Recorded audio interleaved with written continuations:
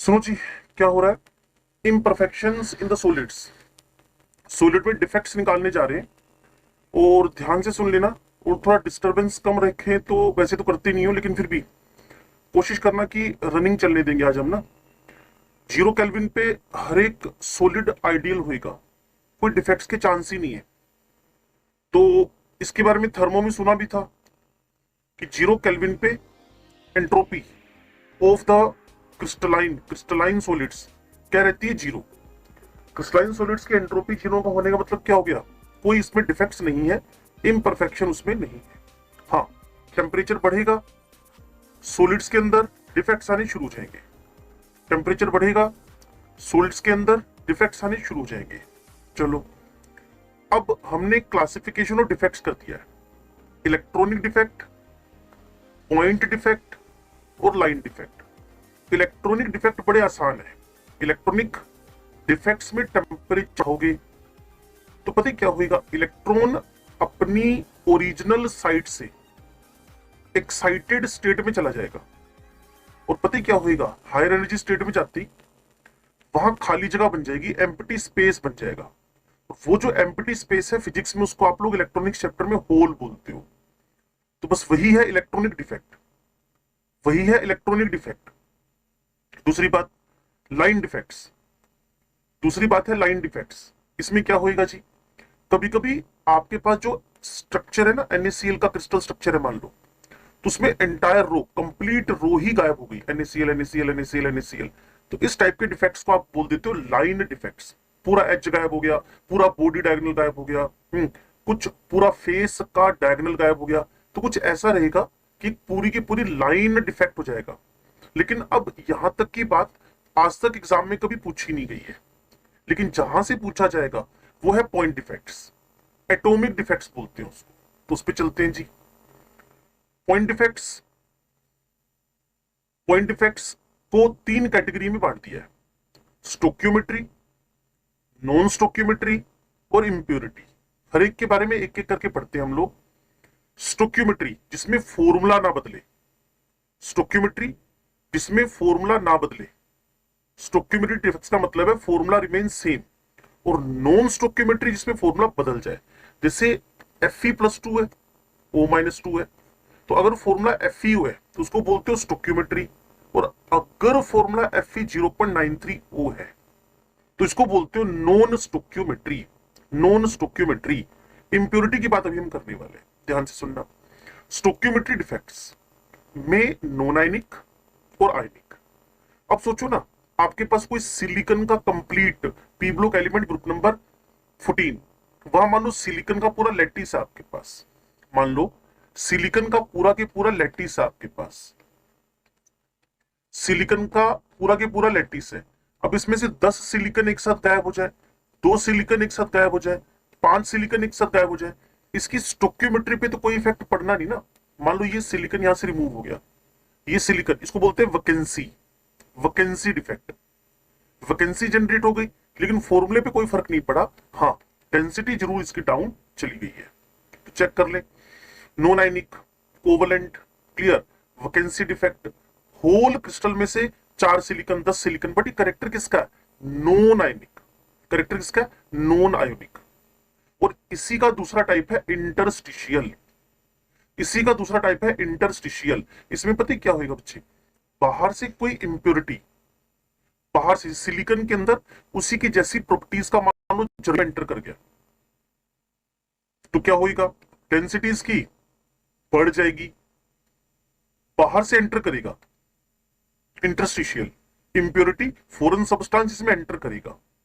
लेकिन फिर वही बात कि जैसे मैंने पीछे बताया, ना तो ज्यादा जिक्र कहीं इलेक्ट्रॉनिक डिफेक्ट का है, ना ज्यादा जिक्र कहीं लाइन डिफेक्ट्स का है, ना कोई ज्यादा जिक्र नॉन आयोनिक के अंदर वैकेंसी और इंटरस्टिशियल का है। जो मैक्सिमम डिस्कशन है वो शुरू होता है आयोनिक से। आपके टीचर ने भी 12वीं क्लास में आपको बोला था, आपके टीचर ने भी 12वीं क्लास में आपको बोला था शॉटके और फ्रेंकल डिफेक्ट को याद कर जाओ, ये 1-2 नंबर का आ सकता है। क्लियर? और आपने इसके फुल फ्लैश रट्टे भी मारे तब, शॉटके एंड फ्रेंकल डिफेक्ट। तो इसके बारे में बात करना हम शुरू कर रहे हैं। तो एक बार दिमाग में लेकर आए क्या क्या पढ़ा। 0 केल्विन पे कोई भी क्रिस्टल आइडियल है, उसकी एंट्रोपी एब्सोल्यूट वैल्यू कैलकुलेट हो गई, 0 है। टेम्परेचर बढ़ा, सॉलिड्स में डिफेक्ट आने शुरू हो गए। तो जहां तक मुझे नजर आता है, the single most reason of the defects is the temperature. Single most reason of the defects is temperature. चलो जी, क्लासिफिकेशन करना शुरू किया। इलेक्ट्रॉनिक है, लाइन है, पॉइंट है। इलेक्ट्रॉनिक में इलेक्ट्रॉन अपने ओरिजिनल साइट से एक्साइटेड स्टेट में जाकर वहां होल बना गए। लाइन डिफेक्ट में पूरी लाइन, एंटायर रो और डायगोनल और बॉडी, कुछ भी ऐसा पूरा की पूरा लाइन गायब हो गई। पॉइंट डिफेक्ट्स की बात कर ले, इसमें एटॉमिक डिफेक्ट्स है, स्टोक्यो नॉन स्टोक्यो इंप्योरिटी। स्टोक्यो में नॉन आयनिक में और आयनिक में। नॉन आयनिक के अंदर वैकेंसी, इंटरस्टिशियल वैकेंसी में कोई अपनी साइड छोड़ देगा टेम्परेचर के इन्फ्लुएंस में आकर, और इंटरस्टिशियल में कोई फॉरेन सब्सटेंस आकर मिक्स हो जाएगा किसी सिलिकॉन टाइप के, जर्मेनियम टाइप के, कार्बन टाइप के क्रिस्टल लैटिस के अंदर। अब जो कोई एक साइट वेकेंट कर गया, उससे डेंसिटी डाउन चली गई, और कोई इंप्योरिटी बाहर से एंटर कर गई तो उससे डेंसिटी उसकी बढ़ गई। अब मैं आयनिक पे आ रहा हूं, शोटकी एंड फ्रेंकल। शोटकी एंड फ्रेंकल, अगर मैं शोटकी की बात करूं तो उसके बारे में डिस्कशन शुरू करते हैं। ये लो जी, शोटकी डिफेक्ट्स में होएगा क्या, बड़ा सिंपल सा है, एक एक करके बात करना शुरू करते हैं। वो क्रिस्टल जिनका रेडियस रेशियो हाई है, radius ratio high, radius ratio high, इसका मतलब कीटाइन की रेडियस ज्यादा है, ये मतलब निकला ना। R R is equal to क्या होता है, R plus upon R minus. अगर रेडियस रेशियो आपसे ज्यादा मांग रहा है तो पक्का कीटाइन की रेडियस क्या होगी, ज्यादा होगी। एनायन तो बाय डिफॉल्ट ही ज्यादा होता है। अगर किसी का रेडियस रेशियो ज्यादा लाना चाहते हो तो कीटाइन और anion approximate nearly same size के होने चाहिए। तो कीटाइन एनायन का साइज नियरली सेम है, तभी तो आर आर ज्यादा आएगा बच्चे। अब इसका भी लॉजिक समझो, वो पता क्या बोलता है, शोटकी डिफेक्ट में कंप्लीट पेयर, एक कंप्लीट कीटाइन एनायन का पेयर अपनी जगह से रिमूव हो जाता है। एक कीटाइन, एक कीटाइन, एक एनायन, कीटाइन एनायन अपनी जगह से पूरा पेयर, पूरा सेट क्या हो गया, डिस्प्लेस हो गया, रिमूव हो गया। इसीलिए तो मांग रहा हूं आपसे कि कीटाइन एनायन का साइज नियरली क्या हो, सेम हो। कीटाइन एनायन का साइज नियरली क्या हो, सेम हो। कीटाइन एनायन का साइज नियरली क्या होना चाहिए, सेम होना चाहिए। और इसी वजह से, हाँ बोलो। अच्छा, तुम क्या प्रैक्टिकली इस बात को मानती हो कि एनायन, अच्छा क्या रेडियस रेशियो एक से ऊपर होता है? क्या कभी सुना है कि सीजीएम प्लस, और अगर हम कंपेयर करें क्लोराइड को तो सीजीएम प्लस से क्लोराइड क्या हो गया, छोटा हो गया है ना। इसको थोड़ा प्रैक्टिकल सोचो ना। मैंने जब ये बोलना शुरू किया था ना तो मैंने लाइन बोली थी, प्रैक्टिकली सोच के देखो थोड़ा सा। क्या कोई एनायन, मैं तो क्लोराइड को सीजीएम से कंपेयर कर रहा हूं बच्चे। Chloride is on the 17 number only after the addition of 1 electron, and when we compare with CGM with lose of 1 electron, तो सीजीएम प्लस आपको पता है छोटा हो गया क्लोराइड से। सीजीएम प्लस छोटा हो गया है, क्लियर ना। तो ये छोटी छोटी बातें, तो इतना तो मान के चलो ना कि डिनोमिनेटर तो ऑलवेज बड़ा है ही, और रेडियस रेशियो को ज्यादा लाना चाहते हो तो आपके पास इलाज क्या है, ट्रीटमेंट क्या है। हाँ, उसको क्या करो, रेडियस ऑफ द कीटाइन को थोड़ा सा बढ़ा दो, एक से ऊपर तो फिर भी नहीं हो सकता वो। और इसका भी लॉजिक क्या है, वो क्यों डिमांड कर रहा है कि कीटाइन एनायन की रेडियस अप्रोक्सीमेट बराबर हो, वैसी डिमांड क्यों कर रहा है? उसकी डिमांड की सबसे बड़ी वजह, उसकी डिमांड की सबसे बड़ी वजह यही है कि वो एक साथ रिमूव होते हैं, उनके बीच में फोर्स ऑफ अट्रैक्शन की स्ट्रेंथ भी ठीक ठाक होगी। और हम एस ब्लॉक, पी ब्लॉक ढेरों जगह पढ़ते हैं, अगर कीटाइन एनायन का साइज नियरली सेम है तो उनके बीच में बॉन्ड की स्ट्रेंथ भी अच्छी होती है। बोलते रहो।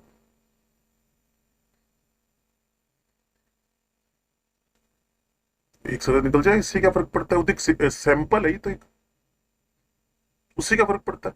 मैंने जब, ये तो मैंने बोला ही नहीं कि अलग अलग साइड से, ये तुमने सोचा अपनी तरफ से फोटो देखकर।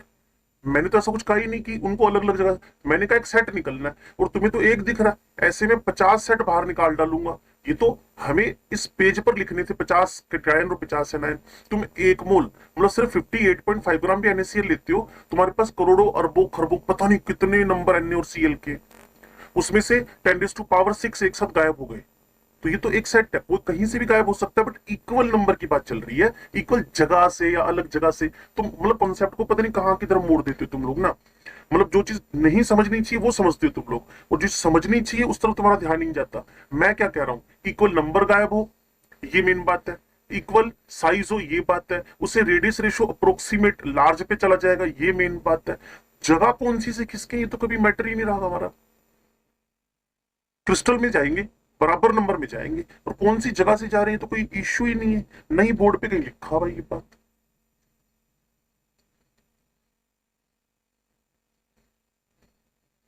बिल्कुल है, हाँ बिल्कुल है जी। इक्वल नंबर किटायन का नंबर एनायन का नंबर बराबर बराबर, 1 किटायन 1 anion, 2 किटायन 2 anion, 10 किटायन 10 anion should be removed from the crystal. Those type of defects are known as the Schottky defects. जैसे नॉन आयनिक में वैकेंसी थी, वैसे यहां भी वैकेंसी डिफेक्ट के जैसा है। In AB type of crystal, equal number of cation anion are missing from lattice sites.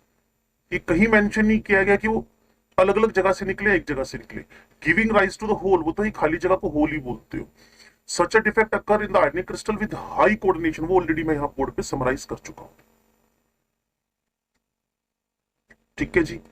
अब एक एग्जांपल दिया है, इस पर बेस्ड आरपीएस में भी क्वेश्चन और असाइनमेंट में ये ना एनसीईआरटी का एक एग्जांपल था। उसको इतना बच्चों ने सीरियसली ले लिया जिसकी कोई लेवल ही नहीं है। उसने क्या कहा, the density of the crystal lattice decrease, हाँ ठीक है वो तो बात हो चुकी है। उसने कहा एक जनरल रूल बता रहा हूं, जनरल रूल कि 0 केल्विन से रूम टेम्परेचर तक आते आते तुमने 300 केल्विन बढ़ा दिया, और डिफेक्ट तो अच्छे खासे आ गए। और सुनो क्या कह रहा है वो कह रहा है 10⁻⁶ शॉर्ट की पेयर, मतलब 10⁻⁶ Na plus Cl minus Schottky pairs per millilitre at the room temperature क्या हो रखे होते, गायब हो रखे होते। There are about 10⁻22 ions in per millilitre, और 1 मिलीलीटर के अंदर 10⁻22 Na प्लस Cl माइनस है। ऐसा उसका एक अप्रोक्सीमेशन में कैलकुलेशन है। मैं तो कहता हूं यार ये ना दुनिया भर की सबसे बड़ी बकवास है 4 लाइनें। कोई अगर आपको mass of NaCl, volume of NaCl दे दे, उसके मिलीलीटर निकलाएंगे। 1 मिलीलीटर में इतना होता है, और उस मिलीलीटर में इतने डिफेक्ट्स होते हैं, ये बात कर रखी है उसने।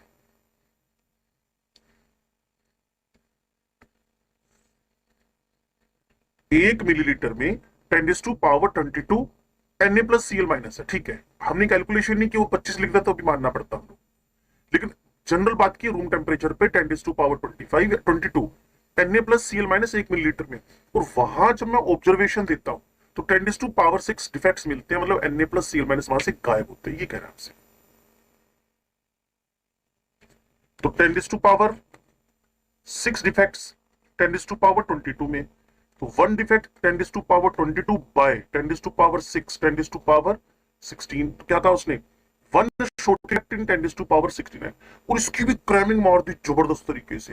मैंने कहा इसकी क्रैमिंग क्यों कर रहा है, कहते पता नहीं बस हो रही है क्रैमिंग। मैंने कहा वो जनरल बात कर रहा है यार, 1 मिलीलीटर में इतने Na प्लस Cl माइनस, उस रूम टेम्परेचर पे 10⁻6 कटायन एनायन मिसिंग, तो एक कटायन एनायन, एक शॉर्ट की डिफेक्ट कितने में होगा, 10⁻16 के अंदर।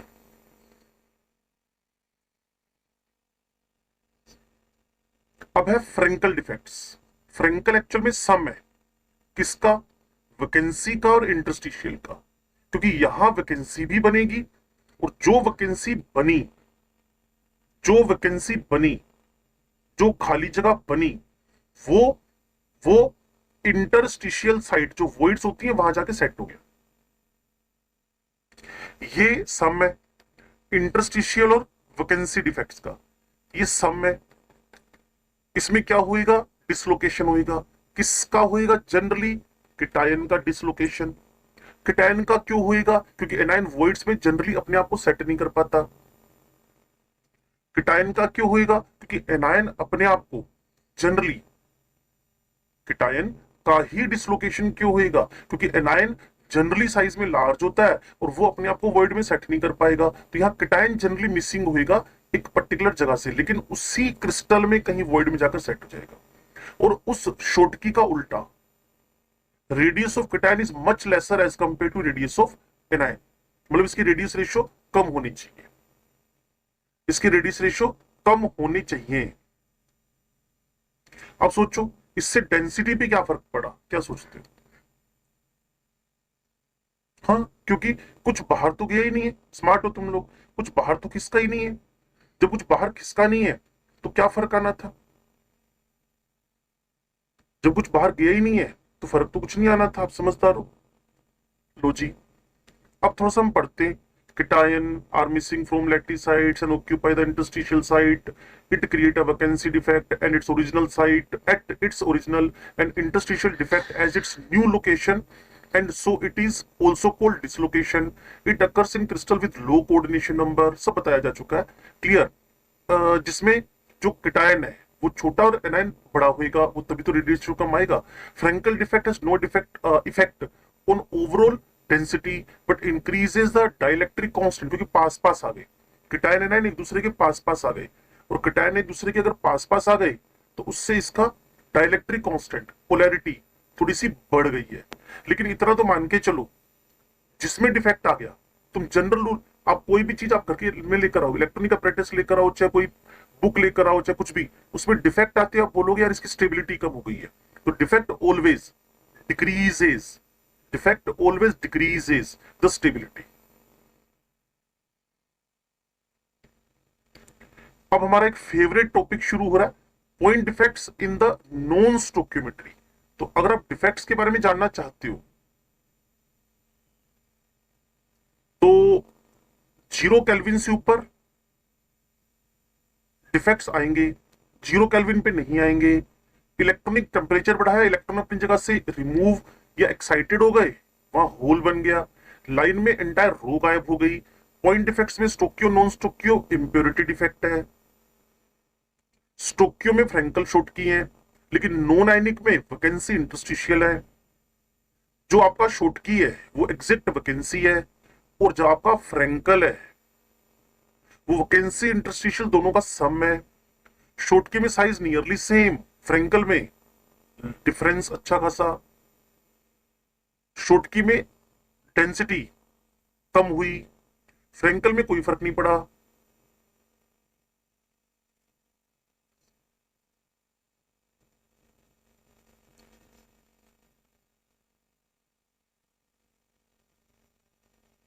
समझ नहीं आया?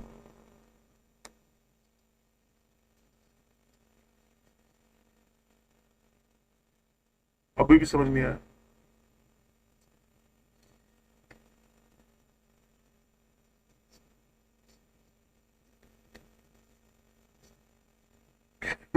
क्यों होंगे? ये दिख रहा है गुल्लू मुल्लू सा छोटा सा किटायन, ये ये दिख रहा है ये वाला? ये वो नहीं है जैसे तुम किसी मेले में जाते हो, वो बंदूक लेके गुब्बारे फोड़ते हो, वैसा नहीं लग रहा? तो एक गुब्बारा फोड़ दिया तूने ये वाला, तो फिर वो वॉइड्स के बराबर कैसे होंगे जो गुब्बारे फूटते हैं? वो जो तो गुब्बारों के बीच में जगह नहीं थी, वहां जाके फंसना है इसने, तो नंबर बराबर क्यों होगा?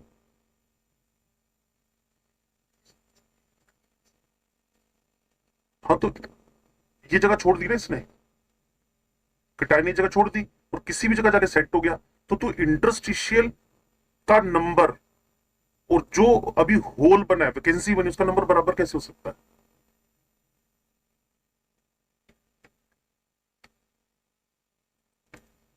फिर सारे के सारे कटायन निकाल और उन जगह पे सेट कर दे। ऐसा थोड़ी हो रहा है, इसमें कोई 10 12 50 आयन है जो अपनी जगह से रिमूव हुए और जाकर इंटरस्टिशियल स्पेस में सेट हो गए। तेरे को वैकेंसी का मतलब समझ में आता है? इसमें वैकेंसी कौन सी है? हाँ, वो ये जिसपे मैंने येलो कर रखा है, और इंटरस्टिशियल जगह कौन सी है तेरे को उसमें दिख रही है?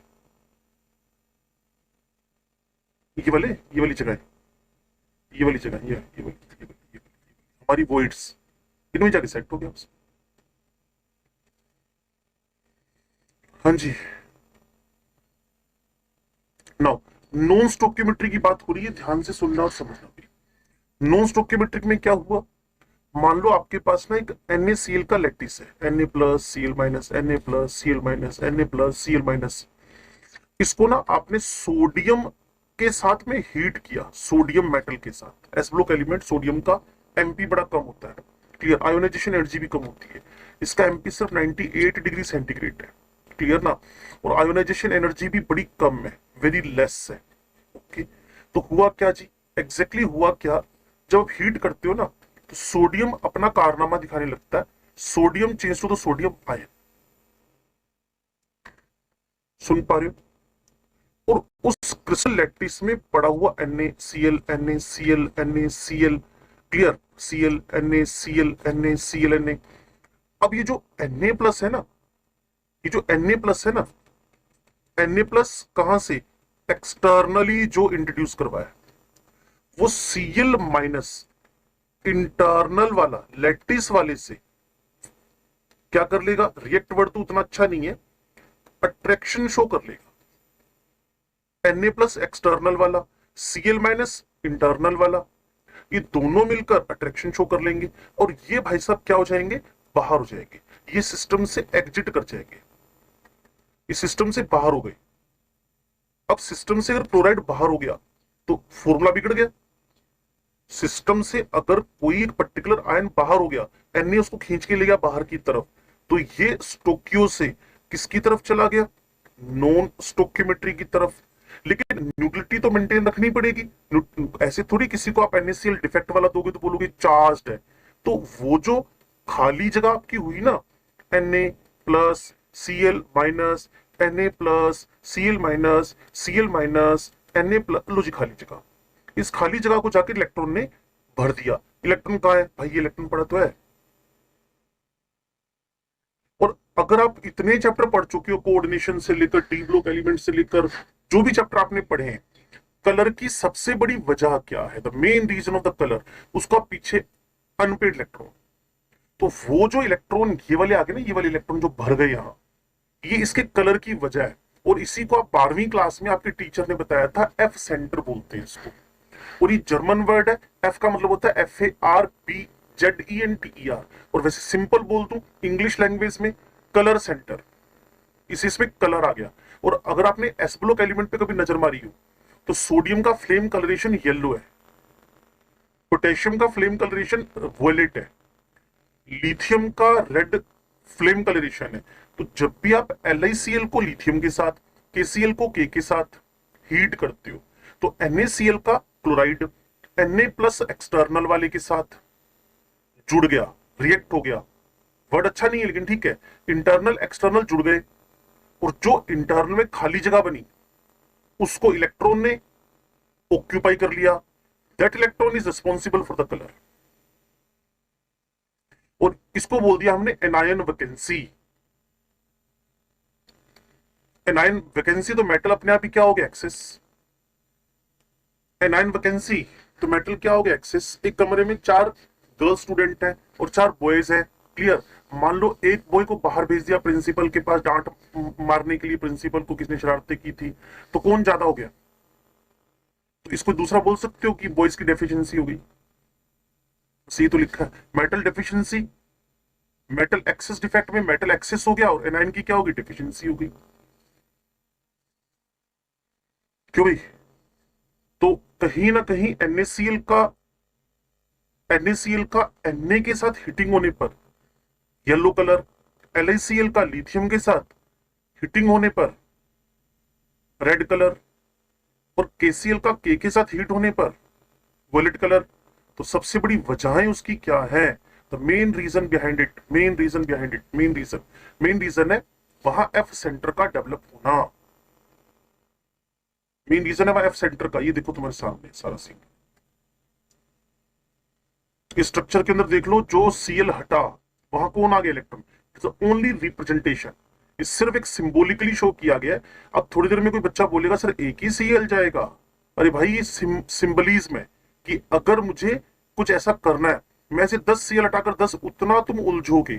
बात को समझो कि Cl माइनस गया है Na प्लस की वजह से, और उस जगह को ऑक्यूपाई करने के लिए इलेक्ट्रॉन आया, तो इलेक्ट्रॉनिक चार्ज, न्यूट्रलिटी तो मेंटेन्ड है, न्यूट्रलिटी तो मेंटेन्ड है, न्यूट्रलिटी तो मेंटेन्ड है, क्लियर ना।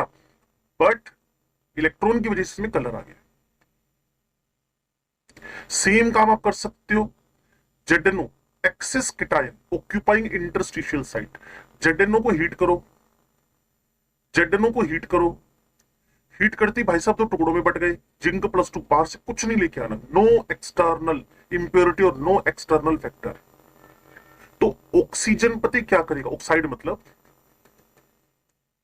इलेक्ट्रॉन डोनेट करके अपने आप को O2 में कन्वर्ट कर लेगा, और O2 गैस सिस्टम से स्केप कर जाएगी, O2 गैस सिस्टम से स्केप कर जाएगी, और O2 गैस जैसे ही सिस्टम से स्केप करेगी तो केटायन कौन हो जाएगा, एक्सेस। यही तो कह रहे थे हम आपसे, क्या, मेटल एक्सेस। मेटल एक्सेस का पहला तरीका, कोई एक्सटर्नल सबस्टेंस लियो, अगर नहीं ला सकते तो एक कंपाउंड को हीट करो, हो सकता है उसकी गैस वैस बाहर निकल जाए, तो भी मेटल एक्सेस हो सकता है।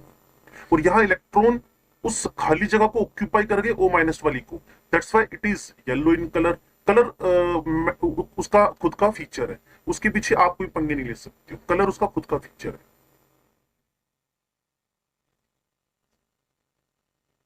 हाँ जी, बिल्कुल ठीक, बिल्कुल परफेक्ट। अब इसमें पता है क्या हुआ है, इलेक्ट्रॉन अपनी जगह से निकला है, इलेक्ट्रॉन अपनी जगह से निकला है, सॉरी मेरी थोड़ी गलती है, एनायन अपनी जगह से निकला है और इलेक्ट्रॉन उस जगह पर आया है।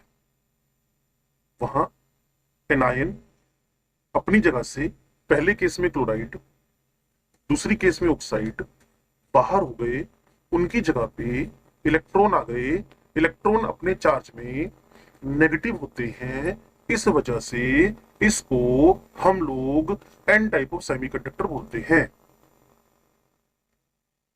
ये ठीक था विद म्यूजिक। तुम्हें ऐसे पढ़ने का आता है ना, म्यूजिक में बोल बोल के पढ़ा होता है।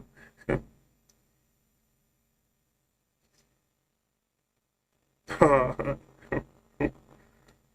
तुझे कौन से गाने पसंद है भाई, उसी में बोल दूं मैं भी। शाश्वत और, अच्छा, मतलब पब्लिकली बोलने वाली बात नहीं है।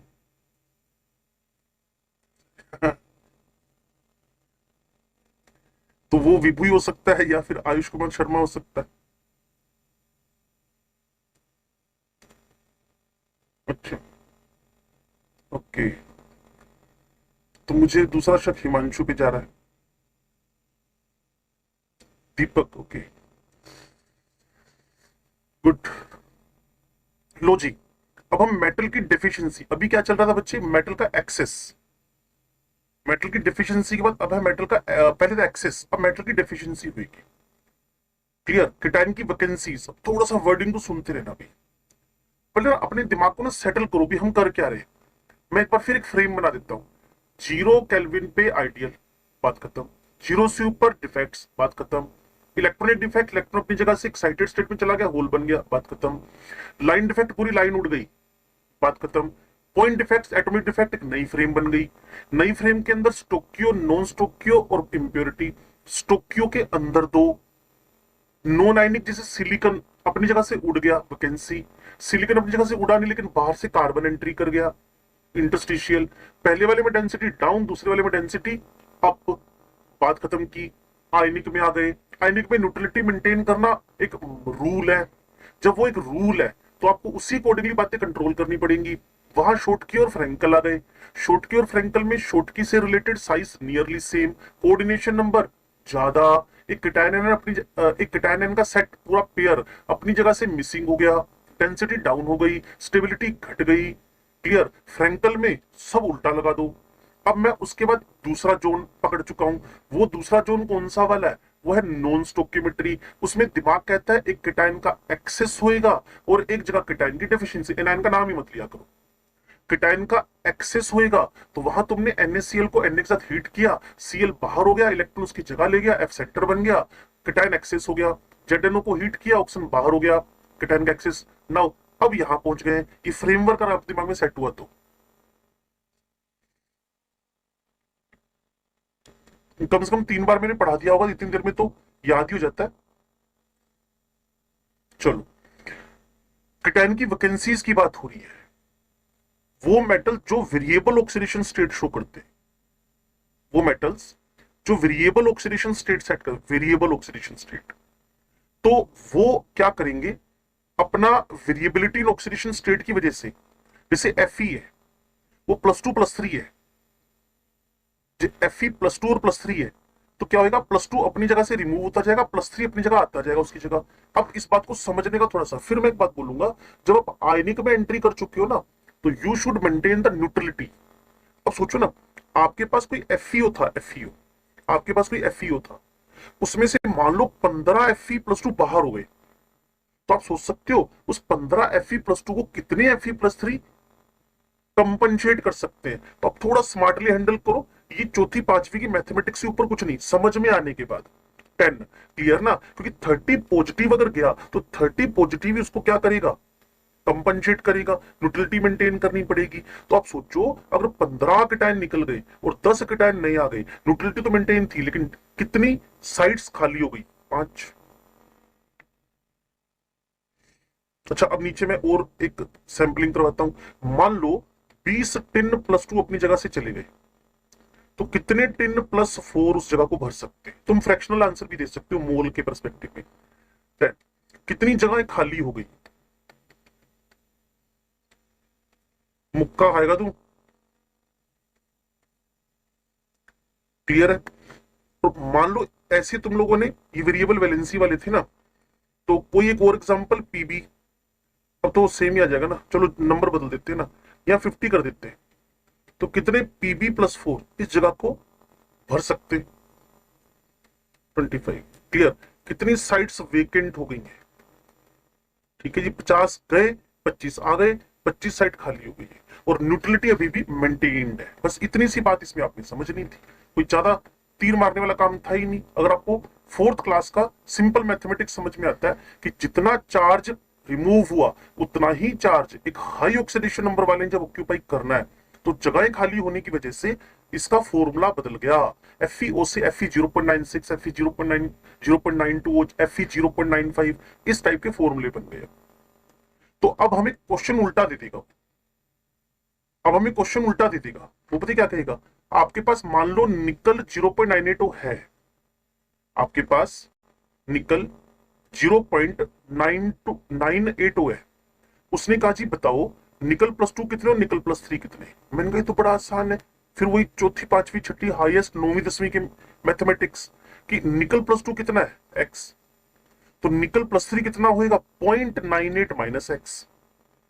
और सारे बच्चे जानते हैं redox chapter, electrochemistry chapter, clear, कि कोई अगर मोलिक्यूल लिखा है, वर्डिंग सुन रहे हो, मोलिक्यूल लिखा है, केमिकल बॉन्डिंग, मोलिक्यूल लिखा है, मोलिक्यूल आयनिक कंपाउंड लिखा है, तो भाई अगर ये न्यूट्रल है तो नेट जीरो हो गई, और केटायन और एनायन के ऑक्सीडेशन नंबर्स का सम बराबर होएगा, उसका पॉजिटिव इसके नेगेटिव के बराबर होएगा। या एक और बात, जब जोड़ दोगे तो जीरो हो जाएगा।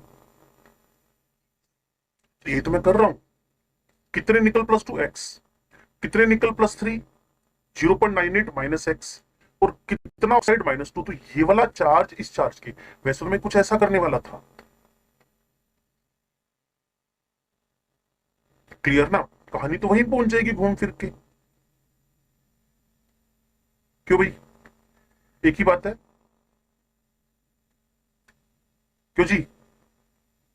चलो, तो इतनी बात अगर आपको समझ में आ गई तो सोल्व करना है बस इसको, एक्स 0.94 और बाकी बचा हुआ जो आ गया, ये कौन माना था हमने, निकल प्लस 2, और निकल प्लस 3 आपके पास आ गया 0.04, और इसके लिए भी काम कर सकते हो आप लोग, एफई 0.90 ओ, ठीक है, एफई 0.91 ओ, एफई 0.92 ओ, यहां FE plus 2, FE plus 3, clear, 0.70, 0.20, ये मैंने सारी कैलकुलेशन एक दिन बैठ के की तो मुझे कुछ ऐसा नजर आया,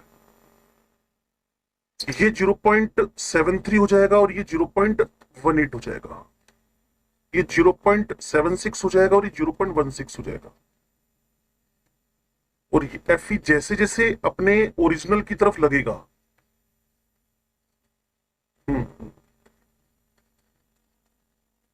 इसमें रिदम देखना क्या आ रही है, हाँ ये रिदम है ना, यहाँ 0.9 से स्टार्ट, ये 0.001 से बढ़ रहा है, ये 0.03 से इंक्रीज कर रहा है, और ये 0.02 से डिक्रीज कर रहा है, ये रिदम बन गई 132 की, ये रिदम बन गई है। तो कई बार बच्चा ना सोचता है यार कौन न्यूमेरिकल सोल्व करेगा यार, एम ही ना टाइम खराब हो रहा है, छोड़ो इसकी जगह 2 क्वेश्चन और जूलॉजी बॉटनी के अटेम्प्ट कर लेते हैं, 2-4 नंबर कम सही। वो तो अवॉइड मत करना, ऐसे कर लेना। और जो मैथमेटिक्स में भरोसा रखते हो इसको बिल्कुल भी मत देखना, इग्नोर कर देना। मैंने सिर्फ उनके लिए जुगाड़ बनाया है जो थोड़े आलसी टाइप के लोग हैं। ठीक है जी, ये आलसियों के लिए है।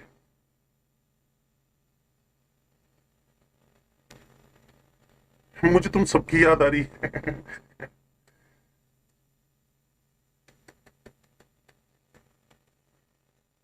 हाँ, बास्केटबॉल का है।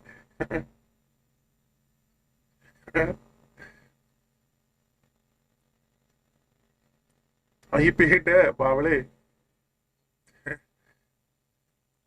ये आलसियों की। हाँ, आजकल ऐसे होते हैं बच्चे गोलमोल। कभी सुबह सुबह देखना, अभी तो 1.5 साल से देख नहीं पा रहे, नहीं तो सुबह सुबह मैं जब इंस्टीट्यूट के लिए निकलता था ना, तो बच्चों को ना लाद के ले आते हैं पेरेंट्स उसके ऊपर, स्कूटी के ऊपर। और वो भी ना दोनों हाथ नीचे ऐसे लटके पड़े होते हैं और सो रहे होते हैं। और मुझे लगता है वो उनको ना वहां जाके वापस जमीन पे कैसे लैंड करवाते हैं। स्कूल के पास पहुंच के लटके पड़े होते हैं स्कूटियों पे। ढेरों सीन दिखते हैं ऐसे, कुरकुरे खा खा के, चिप्स खा खा के ना, जहां 2 किलो का वजन होना चाहिए वो 6-6 किलो हो गया। हाँ, ऐसा ही होता है बच्चे। अभी कौन सा मानते हो, गंदी आदतें लग गई हैं, एडिक्शन हो गया इसका भी। ये ना एक ऊपर FeS2 लिखा हुआ है, FeS2, पायराइट, पायराइट। इसमें भी डिफेक्ट की वजह से कलर आ गया। और कल परसों ना मैं एक जो ऑनलाइन जो सेलिंग साइट्स होती है ना, जैसे फ्लिपकार्ट वगैरह, उस पे मुझे ना एक रिंग देख रहा था मैं, उस पे पता क्या लिखा था, पायराइट गोल्ड। मुझे बड़ी हंसी आई, पायराइट गोल्ड, मैं तो समझ गया कि वो आयरन पायराइट है और आयरन पायराइट का कलर येलो होता है। तो उसने लिखा पायराइट गोल्ड। ये पायराइट गोल्ड है कि भी वो लोहा बेच रहे हैं यार, येलो कलर का। और इसीलिए इसका नाम पता है क्या रखा है, फूल्स गोल्ड। जब ये मिला था ना, ड्यूरिंग द, जब इसको माइनिंग से निकाला गया, तो येलो कलर का ये मिनरल सामने आया, तो शोर मच गया यार, ये गोल्ड की माइनिंग हो गई।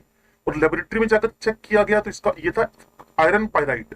तब से इसका नाम कर दिया गया फूल्स गोल्ड, कि इसको गोल्ड समझ के माइनिंग करके लिया है लोग बाग, जबकि था वो लोहा। फूल्स गोल्ड। वही इलेक्ट्रॉनिक डिफेक्ट है। Exchange of electron between the cation of different oxidation state imparts luster in iron pyroid, and so iron pyrite are called the।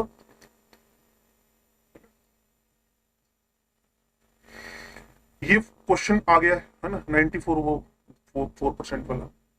लो जी, अब तीसरे वाले पार्ट पे पहुंच गए हम लोग, तीसरे वाले पार्ट पे। आपको फ्रेम बना हुआ आपके दिमाग में, तो तीसरे वाले पार्ट पे आ गए। उसको बोलते हैं हम लोग इम्प्योरिटी डिफेक्ट, डोपिंग होना। इम्प्योरिटी डिफेक्ट, ये तो बड़ा आसान सा मामला है। पता है क्या करना, थोड़ा पीरियोडिक टेबल का ग्रुप नंबर 16 सोचो, सॉरी, पूरा पी ब्लॉक एलिमेंट सोचो। मेरे पास जो 13 नंबर ग्रुप है, उसमें मान लो बोरोन, एल्यूमिनियम, आर्सेनिक। आर्सेनिक एक सेमीकंडक्टर के फॉर्म में यूज होता है। 13 नंबर, 13 नंबर। तो आर्सेनिक एक नेटवर्क है, थोड़ा सा दिमाग लगाओ और एक इमेज बनाओ दिमाग के अंदर। आर्सेनिक एक नेटवर्क है, arsenic arsenic arsenic arsenic arsenic arsenic arsenic arsenic. उस एक आर्सेनिक को वहां से खिसकाओ, उसकी जगह ग्रुप नंबर 14 का सिलिकन पुट कर दो, तो आप समझ पा रहे हो कि एक इलेक्ट्रॉन एक्स्ट्रा आ गया। 13 में 14 जाएगा तो इलेक्ट्रॉन एक्स्ट्रा लेकर जाएगा ना, NS2 NP1 में NS2 NP2 जुड़ेगा जब, तो एक इलेक्ट्रॉन एक्स्ट्रा हो जाएगा। तो उसको बोल दो कि एन टाइप ऑफ सेमीकंडक्टर। अब आप ऐसा कर सकते हो, 13 में 14, 13 में 15, 13 में 16, 13 में 17, 13 में 18 की तो बात ही कर दो। जब होस्ट आपके पास लोअर हो और गेस्ट आपके पास हायर हो, तो समझ लो एन टाइप ऑफ सेमीकंडक्टर बनेंगे। और रिवर्ट कर दो, होस्ट आपके पास 15वें ग्रुप का हो, उसका nitrogen phosphorus arsenic, nitrogen phosphorus arsenic बाहर कर दिया। आर्सेनिक अपने 5 इलेक्ट्रॉन इकट्ठे बाहर ले गया, उसकी जगह boron, aluminium, gallium, indium, gallium, gallium डाल दो, गैलियम डाल दो, बोरोन, एल्यूमिनियम, गैलियम। पीछे मैंने एग्जांपल गलत बोल दिया शायद मैं, क्या था, 15वें ग्रुप में 13वां ग्रुप डाल दो। 15वां होस्ट है, 13वां गेस्ट है, तो इलेक्ट्रॉन की कमी हो गई, होल बन गई, उसको पी टाइप ऑफ सेमीकंडक्टर बोलेंगे। Impurity, doping, doping. तो मैं बड़ा सिंपल वे में समझा देता हूं इसको, कि अगर किसी लोअर होस्ट में, lower electrons in the outermost shell of the host में कोई गेस्ट ज्यादा इलेक्ट्रॉन के साथ एंट्री कर रहा है एंड नेगेटिव इलेक्ट्रॉन एक्सेस, उसको नेगेटिव टाइप ऑफ सेमीकंडक्टर, और गेम अगर उल्टा हो जाए उसको पी टाइप ऑफ सेमीकंडक्टर बोलते हैं। अब आयनिक सॉलिड में भी ये डोपिंग हो सकती है, आयनिक सॉलिड्स में भी डोपिंग हो सकती है, इंप्योरिटी डिफेक्ट। पीछे ना कई बार बच्चे कंफ्यूज होते हैं, जैसे ये नहीं था पीछे, इसमें ना जिनका ऑक्सीडेशन नंबर अलग अलग है, एक ही मेटल का oxidation number Fe+2 Fe+3, clear ना, 10+2 10+4, उनको बोलते हो आप लोग मेटल की डेफिशिएंसी हो गई है, क्लियर ना। और जब कोई एल्यूमिनियम सोडियम की जगह आ गया, मेटल्स अलग अलग है, तो उसको इंप्योरिटी, बच्चे सोचो ना, एक ही मेटल की ऑक्सीडेशन बदलती रहे तो उसको इंप्योरिटी थोड़ी बोलोगे। लेकिन अगर तुम सोडियम के लैटिस में एल्यूमिनियम का आयन इंट्रोड्यूस करवा दोगे, सोडियम गया, उसके +3 को +3 ने किया, कंपनसेट किया, तो इसको तुम लोग डोपिंग बोलते हो। मैं फिर आपसे कह रहा हूं कि अगर मेटल का ऑक्सीडेशन नंबर वेरिएबल हो, Fe+2 गए, Fe+3 अपनी ही ऑक्सीडेशन नंबर बदल गए, तो इसका मतलब क्या हुआ, वो मेटल का डेफिशिएंसी डिफेक्ट है। और अगर सोडियम क्लोराइड के लैटिस में Na3 रिमूव करके एक एल्यूमिनियम +3 रख दिया गया है, तो ये डोपिंग है, ये इंप्योरिटी डिफेक्ट है। जैसे 13 में 14 15 16 डाल दिए, या फिर 17 में पिछले वाले डाल दिए, तो यहां आपने आयनिक के अंदर NaCl क्रिस्टल के अंदर एल्यूमिनियम +3 इंट्रोड्यूस करवा दिया, तो इससे 3 Na एक एल्यूमिनियम से कंपनसेट होंगे, और आप सारे समझदारों, कितनी वैकेंसी बनेगी कोई बता सकता है? तो वेरी गुड, ये वैकेंसीज बन गई है भाई। ये देखो जी, ये सब कुछ तो बता दिया। आयनिक सॉलिड्स के अंदर NaSrCl2 AlCl3 डाल दिया है, 2 सोडियम गए, 1 स्ट्रोंशियम, तो एक खाली साइड बन गई है। 3 सोडियम गए, 1 एल्यूमिनियम +3 आया, तो 2 साइड बन गई है। फिर कुछ बच्चों को समझ नहीं आता, इसमें कोई ये थोड़ी आप सारे समझ पा रहे होंगे। सोडियम सोडियम सोडियम गया, 1 एल्यूमिनियम आ गया, तो 2 खाली जगह बच गई। देखो सोडियम सोडियम सोडियम तीनों रिमूव, एक एल्यूमिनियम उस जगह को भर गया। Neutrality should be maintain in the ionic solid is the very simple rule and very strict rule. आपको न्यूट्रलिटी मेंटेन करके रखनी है।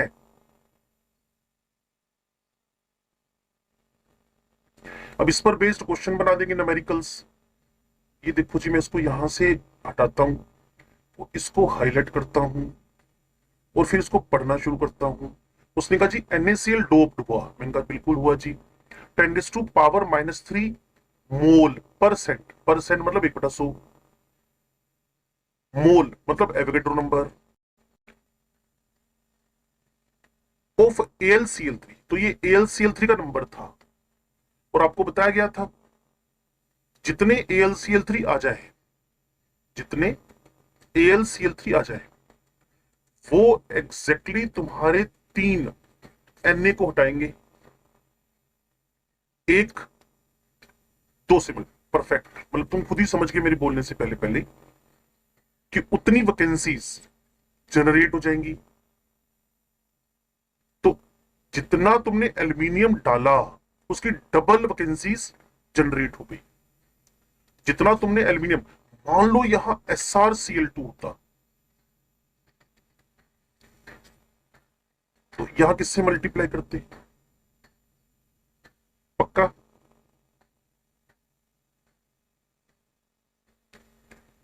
ऐसे कर सकते हैं ना, 3 स्ट्रोंशियम 2 एल्यूमिनियम, 3 गए 2 आए, तो 1 ही बचेगा, तो यहां 1 आ गया। 3 स्ट्रोंशियम +2 जाएंगे ना, 2 एल्यूमिनियम लाने पड़ेंगे ना उसकी जगह पे, 6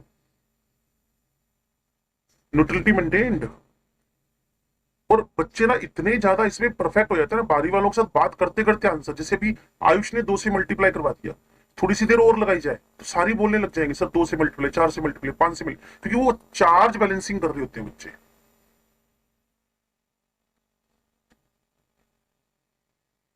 लो जी, तो छोटी मोटी बातें शुरू हो गई हैं। मैंने बच्चों को कहा था जो जो मैं हाईलाइट कर देता हूँ ना उसी को समझ लो। पीएमटी वाले तो उसको वैसे हाई लेवल पे इग्नोर ही करते हैं। प्रॉपर्टीज ऑफ सॉलिड्स के अंदर मेरे पास है इलेक्ट्रॉनिक प्रॉपर्टीज, इलेक्ट्रिकल प्रॉपर्टीज। एक कंडक्टर है, कंडक्टर का ना बस कंडक्टिविटी चेक कर लो, इलेक्ट्रोकेमिस्ट्री तुमने पढ़ रखी है, ये पॉजिटिव 10⁻⁷ की रेंज में। सेमीकंडक्टर में प्लस माइनस दोनों होंगे, -6 से लेकर की रेंज में कौन है ये, सेमीकंडक्टर। और जैसे ही तुम लोग सेमीकंडक्टर से इंसुलेटर पे जाओगे तो फिर वो माइनस की रेंज में चला जाएगा, कोई वुड वगैरह होगी, क्लियर। तो 10⁻, यहां ये जो अगर आपके पास भी बुक हो ना तो ये ओम्स है, ये -20 -10, अलग अलग मटेरियल की अलग अलग कंडक्टिविटी होगी। अब इस कंडक्टिविटी को एक्सप्लेन करने के लिए ना पुराने टाइम पे बैंड मॉडल आया था, क्लियर। वो बैंड मॉडल में क्या बताया उसने कि अगर मैं मेटल्स की बात करता हूं तो मेटल्स में पता है क्या होता है, जो कंडक्शन बैंड है और जो वैलेंस बैंड है वो एक दूसरे पे ओवरलैप्ड है, लेकिन जो मेटल के पास सेमीकंडक्टर है उनके बीच का जो एनर्जी गैप है वो कम है, लेकिन जो नॉन मेटल्स है या नॉन कंडक्टर्स है उनके बीच का जो एनर्जी गैप है वो बड़ा लार्ज है। तो इस बात को अगर आप सुनने में इंटरेस्टेड हो मेरे साथ में तो ध्यान से सुन लेना, इसको बोलते हैं band theory to explain the conductivity. Band theory, wording सुनना भी, वर्डिंग क्या है, valence band is either partially filled और it's overlap with higher energy unoccupied conduction band. तो कंडक्शन बैंड और वैलेंस बैंड ओवरलैप्ड है। इस कहानी को यहां खत्म करके, gap between valence and conduction band is small, इस कहानी को यहीं खत्म करके, gap between valence and conduction is large, forbidden zone, electron jump ही नहीं कर सकते। एक conductor overlapped, conduction and valence, valence shell यूं बोल सकते हो। जबकि अगर हल्का सा गैप हो तो उसको सेमी, और अगर यही गैप बहुत ज्यादा हो तो उसको बोल देते हो आप लोग, जैसा मैंने आपको बताया, सिंपल। ये फोटो दिखा रखी है, ये वो पोर्शन नहीं बचा कि जिसपे बहुत ज्यादा ना हाईलाइटेड पोर्शन में बच्चों से बात की जाए। तुम इन तीनों डायग्राम्स को देखो, तीनों फोटोज को देखो आप।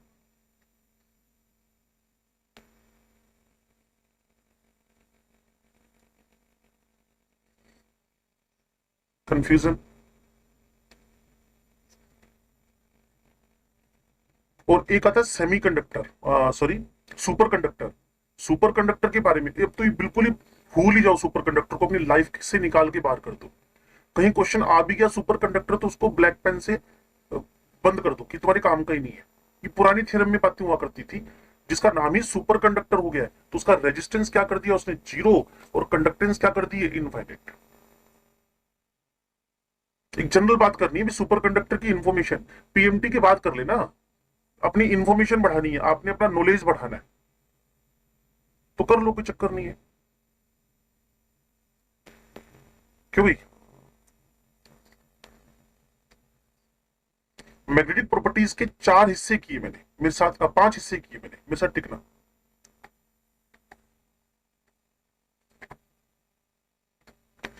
पहला, para magnetic, case of unpaired electrons. Dia, case of paired electron. इतने समझदार तुम हुई, अब केमिकल बॉन्डिंग से चला रहा है गेम। Paramagnetic, diamagnetic. एक है फेरो, ये सुने हुए ना पहले, ये तो बता दो। O2 में 2 अनपेड इलेक्ट्रॉन आपने सुने होंगे, चैप्टर था एमओटी। और सिर्फ एमओटी नहीं है, ये तो तुमने इस पी ब्लॉक में भी सीख लिया। फिर फेरो, फ्री, फिर एंटी फेरो। फेरी का मतलब होता है स्मॉल। और एक बात बता दूं, ये तीनों के तीनों अनपेड इलेक्ट्रॉन्स का गेम है, लेकिन जो तुम्हारा फेरो है उसमें इलेक्ट्रॉन्स एक टिनी मैग्नेट की तरह से काम करते हैं और under the influence of magnetic field एक ही डायरेक्शन में अलाइंड रहते हैं। फेरी में पता है क्या होगा, जितने, मान लो इस एरो की डायरेक्शन में अलाइंड है, उससे मान लो 4 है तो 3 इसके उल्टे अलाइंड है। और एंटी फेरो में 4 अगर क्लॉकवाइज अलाइंड है तो 4 आपके पास एंटी क्लॉकवाइज अलाइंड रहेंगे। डायरेक्शन समझना क्लोक एंटी क्लोक को। मैंने क्या बोला? Ferro ferri anti ferro is the game of unpaired electrons. अब मैं आपको अकेला फेरो समझाता हूं, उससे तुम्हारे दिमाग में सारी बातें बन जाएंगी। सुनो,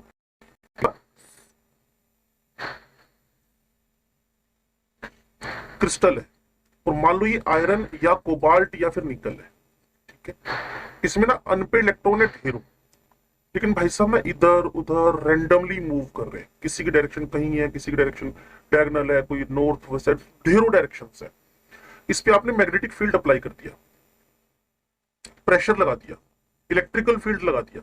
तुमने देखा ऑफिस में कुछ छोटा सा बॉक्स पड़ा रहता है ट्रांसपेरेंट सा, उसमें ओलपिन पड़ी रहती है। ओलपिन ना मैग्नेट बन चुकी है, क्योंकि पहली मैग्नेट से चिपकी हुई है। Under the influence of magnetic field रहते रहते रहते उसमें मैग्नेटिज्म आ गया। उसके सारे के सारे इलेक्ट्रॉन जो एक टिनी मैग्नेट का बिहेव कर रहे थे, एक ही डायरेक्शन में क्या हो गए? अलाइंड हो गए। तो अभी तक तो ये आयरन क्या था? फेरो। अभी तक तो आयरन क्या था? एक छोटी गलती, पैरा मैग्नेटिक। लेकिन अब ये आयरन किस में कन्वर्ट हो गया है? फेरोमैग्नेटिक। कहते जी पैरा में और फेरो में फर्क क्या है? पैरा को मैग्नेटिक फील्ड में रखो तो मैग्नेट नहीं बनता, लेकिन फेरोमैग्नेटिक को अगर मैग्नेटिक फील्ड में रख दो, फेरो मैग्नेटिक को अगर मैग्नेटिक फील्ड में रख दो तो वो परमानेंट मैग्नेट बन जाता है, क्योंकि उसके सारे के सारे इलेक्ट्रॉन जो अनपेयर्ड थे वो एक ही डायरेक्शन में क्या हो गए? अलाइंड हो गए। तो अगर आप समझने में इंटरेस्टेड हो तो डायरेक्शन से समझना। सबकी डायरेक्शन ऊपर दिखा दो फेरो, 60-80% तो दिखा दो क्लोक, बाकी दिखा दो एंटी क्लोक।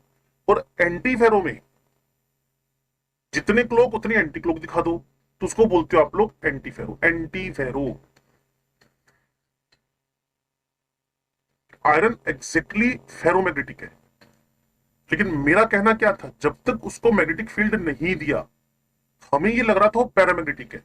अगर वो पैरामैग्नेटिक परमानेंट मैग्नेट बन जाए तो उससे पैरामैग्नेटिक का टैग हटाकर उसको फेरो मैग्नेटिक का टैग लगा देना उसके ऊपर। अगर वो नहीं बन रहा मैग्नेट तो उसको पैरा ही पड़ा रहने देना।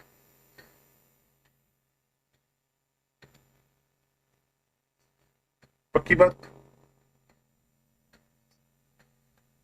अब इसको तो क्या पढ़ोगे, मैंने ये सारा बता ही दिया है।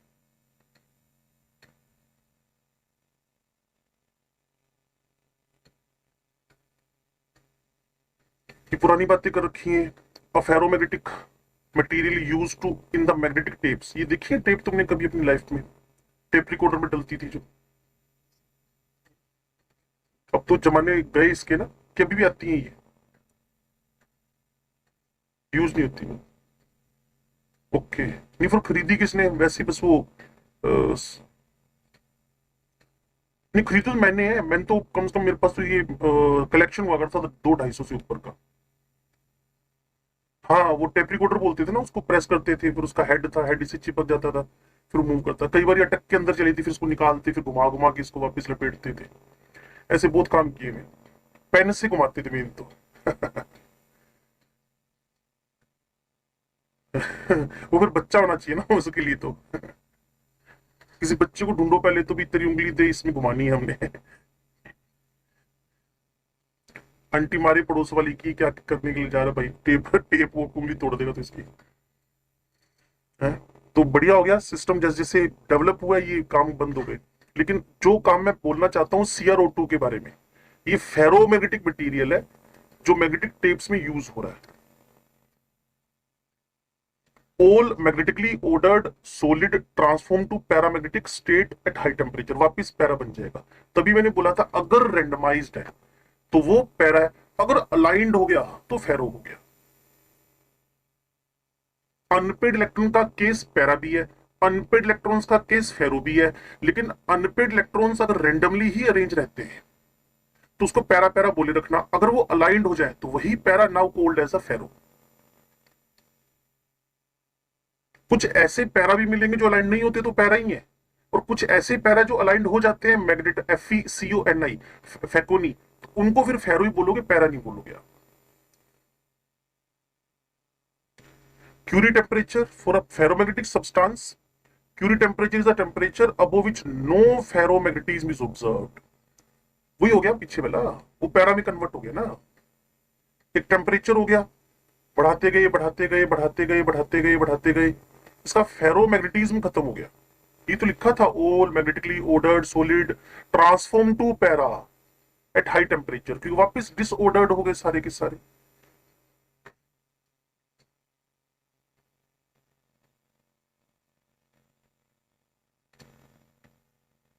ये तुम्हारा फेवरेट, आज तक जितनी केमिस्ट्री तुमने पढ़ी उसी के अंदर से निकला हुआ है।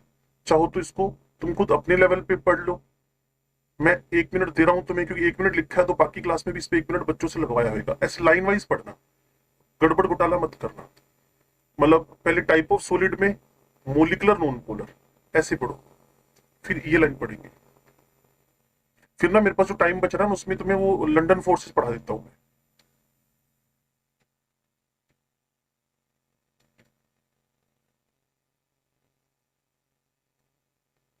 नॉन पोलर मोलिक्यूल्स इसका पार्ट है, और अच्छा है कि एग्जांपल से स्टार्ट कर लो। एआर को प्रेशराइज कर दो, मोलिक्यूल है। CCl4, नोबेल गैसेस में तो वेंडरवाल फोर्स ही होते हैं, लंदन फोर्स ही होते हैं बच्चे।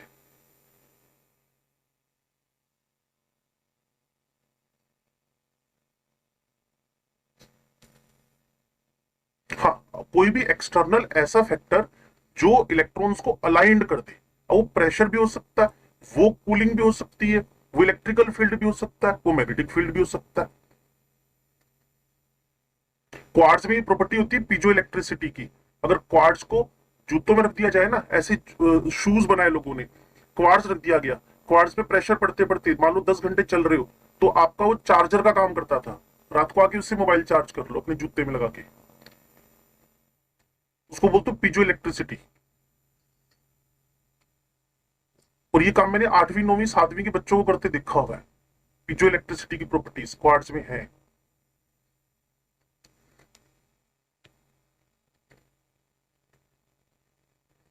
पहला लाइन पढ़ी, non polar molecule, London force है, CCl4H2I2CO2 है, नेचर वाइज सॉफ्ट है, कोई कंडक्शन नहीं है, मेल्टिंग लो है।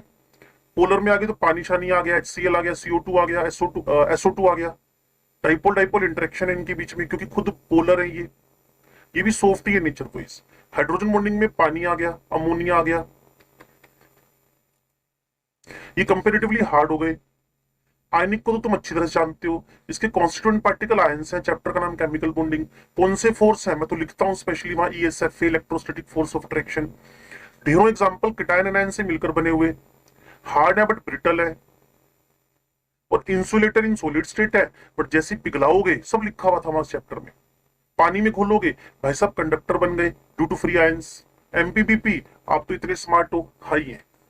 मेटलिक, तुम्हारे आसपास में कोई कुछ भी लोहा पड़ा हो, कोबाल्ट पड़ा हो, जिंक पड़ा हो, सब जानते हैं कि पॉजिटिवली चार्ज्ड आयंस है इलेक्ट्रॉन सी में। ये पुराना मॉडल है, इसको बोलते हैं इलेक्ट्रॉन सी मॉडल। इलेक्ट्रॉन सी मॉडल, मेटलिक बॉन्ड बोलते हैं इसको। आयरन कॉपर क्या पूरे के पूरे 80 से 90% मेटल्स के नाम ले दो। हार्ड है लेकिन मिलिएबल है, डक्टाइल है, ढेरों बातें तुम 10वीं में पढ़ चुके हो। कंडक्टर है, solid as well as in molten state, इसमें कौन सा फ्री आयंस की बात कर रहे हो। अब पूरी की पूरी 12वीं 11वीं क्लास के अंदर तुमने ग्रेफाइट भी पढ़ा, डायमंड भी पढ़ा, फुलरीन भी पढ़ा, SiC भी पढ़ा, क्लियर। इसके अलावा तुमने इनऑर्गेनिक ग्रेफाइट BN भी पढ़ा, वो सारे के सारे कोवलेंट नेटवर्क सॉलिड्स हैं। इक्का दुक्का छोड़ दें ग्रेफाइट जैसा तो ये नॉन कंडक्टर ही है, इंसुलेटर ही है।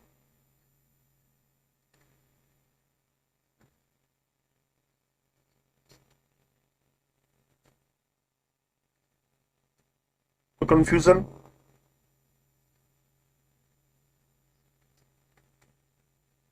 नहीं, नहीं, ये अभी उस लेवल पे प्रोडक्शन शुरू हुआ नहीं है, तुम अपने लेवल पे बना सकते हो। बच्चे प्रोजेक्ट बनाते हैं साइंस के प्रोजेक्ट्स, और हो सकता है कि पर्टिकुलर कोई साइड बेचती हो, इस लेवल पे मैंने काम नहीं किया। फिर मुझे एग्जांपल कंफर्म है कि ऐसा हो जाता है। पीजो इलेक्ट्रिसिटी मतलब प्रेशर देकर इलेक्ट्रिसिटी प्रोड्यूस करना। हम इंडियंस तो अभी भी पैसे की सोचते हैं, सारी दुनिया में सोलर एनर्जी का यूज हो रहा है, हम अभी भी कहते हैं हमें क्या, जबकि इंडिया में तो 365 में से 366 दिन लाइट रहती है, सनलाइट।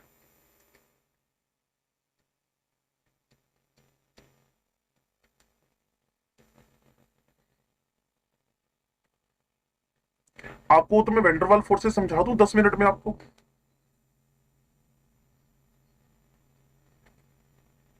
लो जी। ये क्या हो रहा है? कुछ मोशन कुछ नहीं, तभी तो ऐसा।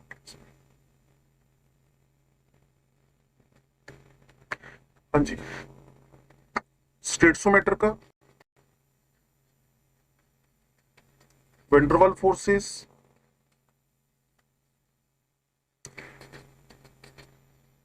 सुनना भी ध्यान से।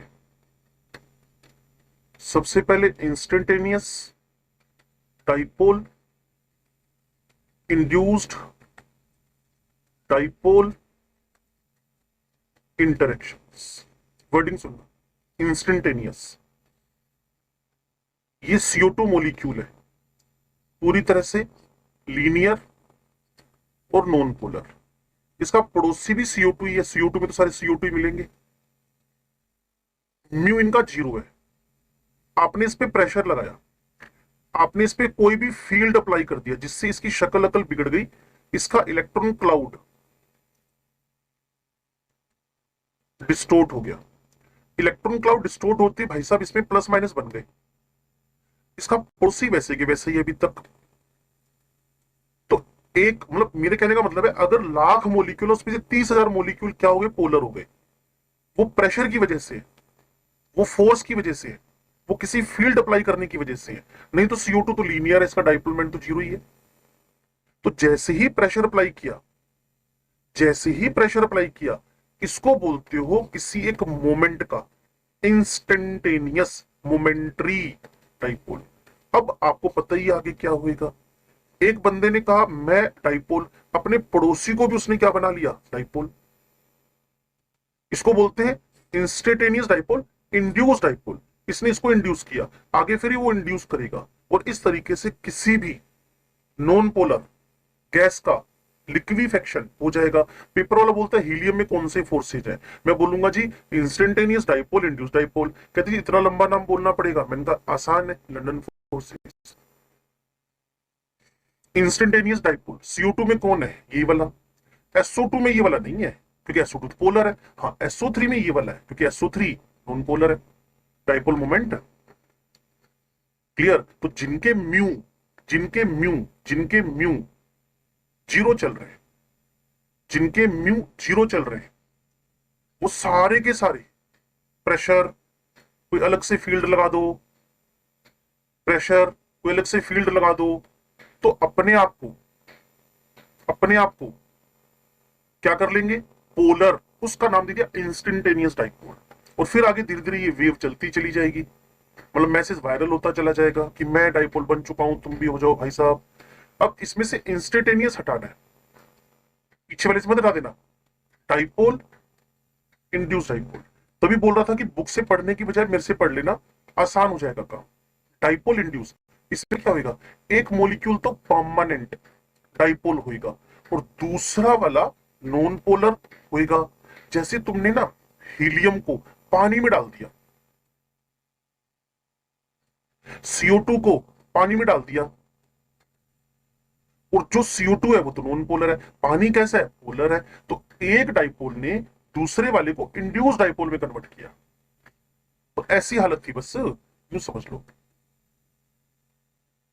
तो इसने इसने जो पोलर था, इसको भी क्या बना दिया? पोलर बना दिया। और अगर सारे के सारे पोलर हो, HCl, HCl, HF, HBr, HI, तो वहां इंड्यूस वर्ड हट जाएगा। Dipole, dipole interactions. और वैसे जितने भी फोर्स आप पढ़ रहे हो बड़े वीक फोर्स हैं। जैसे तुम्हारा कोलंबिक फोर्स फिजिक्स वाले टीचर ने बताया, R² होता है, और ये भाई साहब R⁻6 की ताकत के फोर्स है, मतलब बड़े कमजोर फोर्स है। ये R⁻6 बड़ी कमजोर ताकत है इनकी, R⁻6 के फोर्सेज है। और डाइपोल डाइपोल में सारे पोलर होने चाहिए, HCl, HBr, HI कीटोन, पानी खुद। ये है dipole dipole interactions. Dipole dipole interactions, इनको बोलते हो डाइपोल डाइपोल इंटरेक्शंस। अगर आप टर्म को समझ पा रहे हो तो instantaneous dipole, induce dipole. Instantaneous हटाओ, डाइपोल इंड्यूस डाइपोल। इंड्यूस हटाओ इस वाले को, तो डाइपोल डाइपोल। आसान है याद करना। पहले वाले का नाम लंदन फोर्स है, दूसरे वाले का नाम DBYE, डिबाई फोर्स है, तीसरे वाले का नाम किजोम फोर्स है। KEESOM, और मैंने इसके लिए एक सिंपल सा कोड बना दिया बच्चों के लिए, LDK, लड़के। Clear? London Debye Keesom forces. और ऊपर भी बड़ा आसान कर दिया, instantaneous dipole, induce dipole. Instantaneous हटा दो, बाकी जो बच गया, फिर इंड्यूस हटा दो, बाकी जो बच गया। तो एक लंबा नाम याद करो, इंस्टेंटेनियस और इंड्यूस वर्ड। एक बार इंस्टेंटेनियस हटा दो, दूसरी बार इंड्यूस हटा दो, तीनों फोर्स आ जाएंगे लड़के वाले। एक बार रीड कर लो फास्ट फास्ट।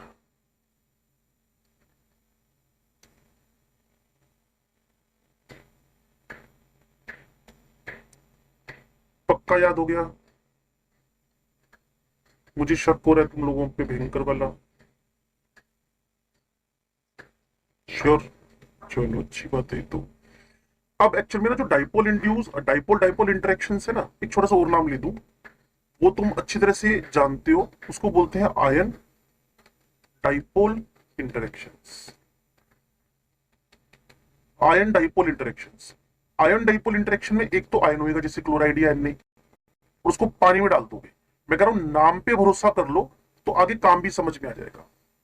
नमक को पानी में मिक्स किया, NaCl when mixed in water, नमक को पानी में मिक्स किया, और जैसे ही नमक को पानी में मिक्स किया, जैसे ही नमक को पानी में मिक्स किया, तो इमीडिएटली आपको जो बात समझनी है, Na plus surrounded by, Na plus को सराउंड कर रहा है कौन? पानी। और Cl माइनस को भी सिमिलरली सराउंड कर रहा है कौन? वाटर। तो उसको बोल देते हो ion ion ion dipole, ion dipole, ion dipole, ion dipole, ion dipole interactions. और जो तीसरा वाला था ना बच्चे, इसकी पावर में थोड़ा सा फर्क आ रहा है। इसकी पावर में क्या फर्क आ रहा है उसको समझ लो। जैसे डाइपोल, ये अगर स्टेशनरी हो, रुके हुए हो, और अगर ये मूवेबल हो, रोटेट कर रहे हो, तो रोटेट कर रहे हो तो अपनी ओरिजिनल 1/r⁶ है। रुके हो तो 1/r⁻³ के फोर्सेस बन जाते हैं, क्योंकि डाइपोल डाइपोल है ना, चार्ज है ना दोनों में। डाइपोल डाइपोल, अगर dipole dipole interaction Keesom forces stationary हो, तो थोड़े से पावरफुल हो जाते हैं, और अगर रोटेट कर रहे हो तो ये रोटेट हो रहे हो तो ये वीक हो जाते हैं। अगर कोई दो डाइपोल डाइपोल रोटेट कर रहे हैं लगातार, तो चार्ज के डिफ्यूज होने की वजह से वीक हो गए, और रुके हुए स्टेशनरी है, तो दोनों के बीच में फोर्स ज्यादा काम करेगा, वो उसका चार्ज डिफ्यूज नहीं हो पाएगा।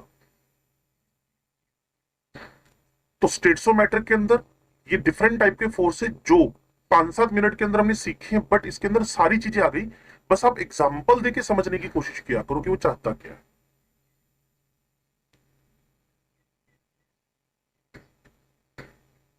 ये वाला बच्चे,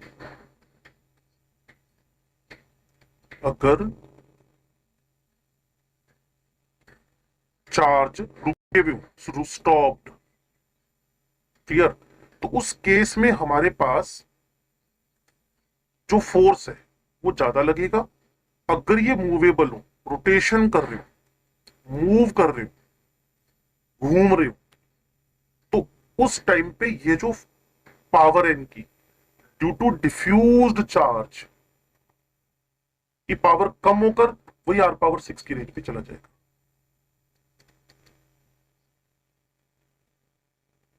पर वैसे भी रेजोनेंस में जब चार्ज घूमने लगता है ना, तो डिफ्यूज हो जाता है, फिर वो पार्शियल बन जाता है, और जब कोई पार्शियल बनता है तो उसकी ताकत कम हो जाती है। और बोलो जी, इसमें कुछ आपके दिमाग में पूछने वाली बात हो तो।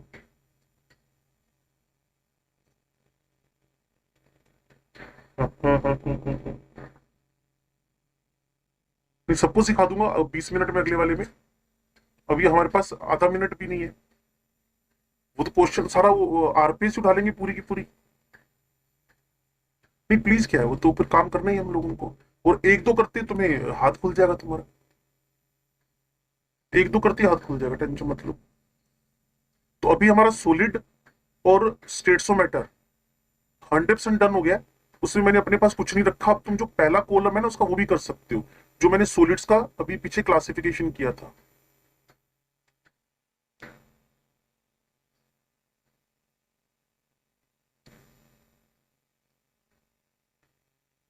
ठीक है भाई, मैं जाता हूँ अगली क्लास में, फिर मिलते हैं आपसे।